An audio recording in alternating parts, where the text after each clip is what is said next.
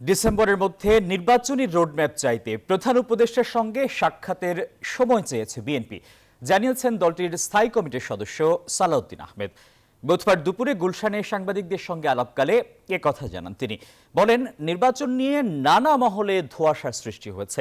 সংবিধান সংস্কার নিয়ে দলের অবস্থান স্পষ্ট করেন সালাউদ্দিন আহমেদ। বলেন, পঞ্চদশ সংশোধনীর আগের অবস্থা চায় বিএনপি, তবে ধর্মনিরপেক্ষতা বাতিলের কোনো প্রস্তাবনা দেয়া হয়নি। এটা নিয়ে ভুল ব্যাখ্যা দেয়া হয়েছে বলেন এই বিএনপি নেতা।